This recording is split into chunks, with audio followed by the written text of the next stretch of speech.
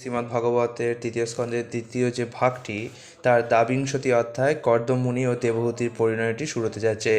ইতিমধ্যে আমরা দেখেছি যে স্বয়ম্ভূ মনু এসেছেন কর্দমমুনির কাছে তার কন্যা দেবহূতিকে নিয়ে, এবং এই দেবহূতিকেই কর্দমমুনি তার পত্নী হিসেবে কামনা করেছেন।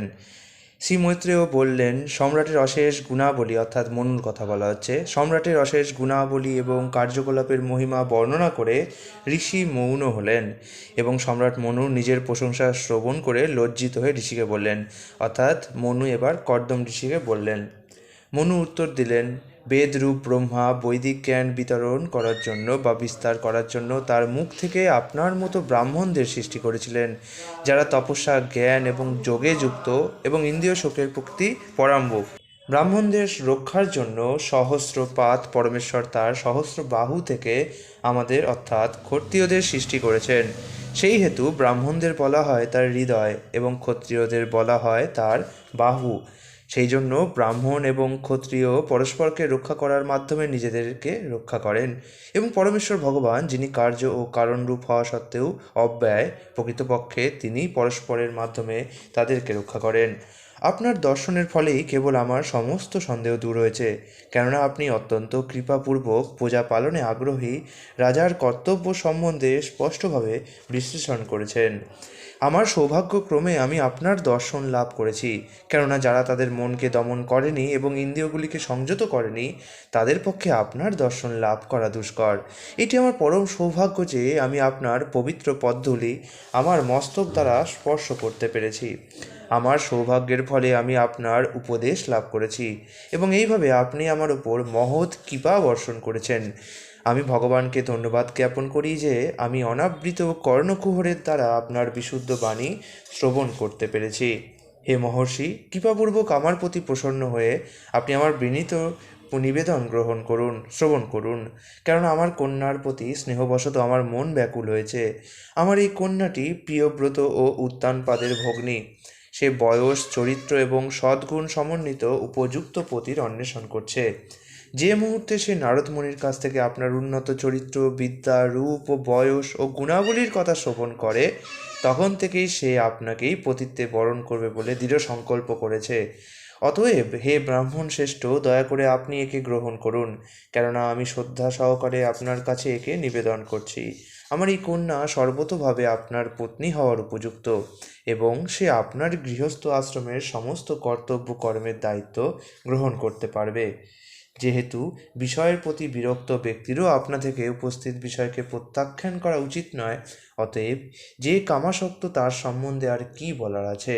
যে ব্যক্তি আপনা থেকে আগত কাম্যবস্তুর অনাদর করে, পরে কৃপণের কাছে ভিক্ষা করে, তিনি মহাপ্রতিষ্ঠাশালী হলেও তার যশ ক্ষয় হয়, এবং অন্যদের অবজ্ঞা করার জন্য তার সম্মানও বিনষ্ট হয়। স্বয়ম্ভূ মনু আরও বললেন, হে জ্ঞানবান, আমি শুনেছি যে আপনি বিবাহ করতে প্রস্তুত আছেন। দয়া করে আপনি আমার দ্বারা অর্পিত এই কন্যার পানি গ্রহণ করুন, কেননা আপনি আজীবন ব্রহ্মচর্য পালনের ব্রত গ্রহণ করেননি। মহর্ষি তখন উত্তর দিলেন। কর্দম ঋষি বললেন, আমি বিবাহ করতে ইচ্ছুক, সেই কথা সত্য। আপনার কন্যাও অন্য কারো কাছে প্রতিশ্রুতা নয় কিংবা বিবাহিতা নয়।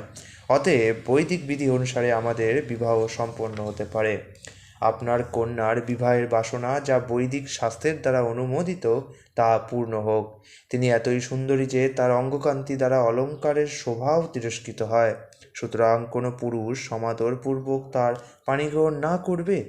আমি শুনেছি যে আপনার কন্যা যখন প্রাসাদের ছাদের উপর কন্দুক নিয়ে খেলা করছিল, তখন তার পায়ের নুপুরের শব্দে তার সৌন্দর্য আরও অধিক শোভাযুক্ত হয়েছিল, এবং কন্দুকের প্রতি নিবদ্ধ তার দৃষ্টি চঞ্চল হয়েছিল।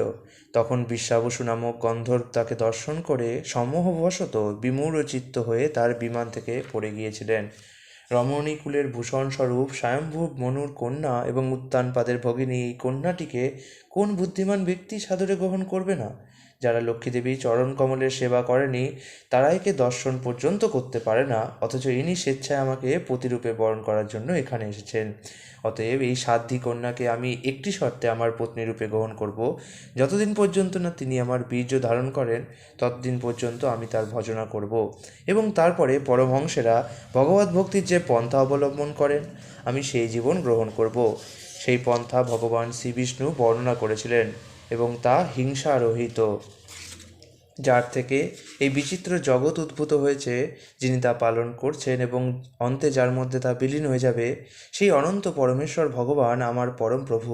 তিনি এই জগতে জীবেদের জন্মদানকারী প্রজাপতিদেরও উৎস। শ্রীমৈত্র এবার বললেন বিদুরকে, হে মহান যোদ্ধা বিদুর, মহর্ষি কর্দম কেবল এই পর্যন্ত বলেই তার আরাধ্য অরবিন্দ নাভ ও ভগবান বিষ্ণুর চিন্তা করে মৌন হলেন। তার স্মিতহাস্যের দ্বারা শোভিত মুখমণ্ডল তখন দেবহূতির মন হরণ করেছিল এবং তিনি তখন সেই মহর্ষির ধ্যান করতে শুরু করেছিলেন।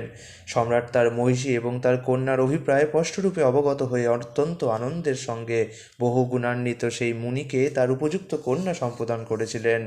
মহারানী শতরূপা প্রীতিভরে বহুমূল্য অলঙ্কার, বসন এবং গৃহের বিবিধ উপকরণ যৌতুক স্বরূপ দম্পতিকে প্রদান করেছিলেন। এইভাবে তার কন্যাকে উপযুক্ত পাত্রে সম্প্রদান করে স্বয়ম্ভূ মনু তার দায়িত্ব থেকে মুক্ত হয়েছিলেন।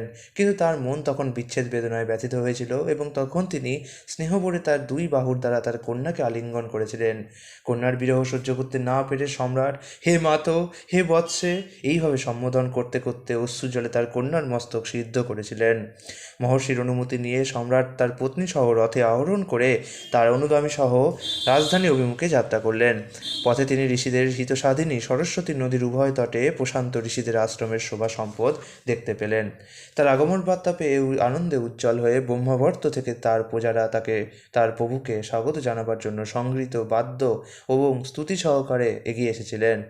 সর্বসম্পদ সমন্বিত বহিষ্মতী নগরী এই নাম প্রাপ্ত হয়েছিল, কেননা ভগবান শ্রীবিষ্ণু যখন বরাহ রূপে প্রকট হয়েছিলেন তখন তার রোম এই স্থানে পতিত হয়।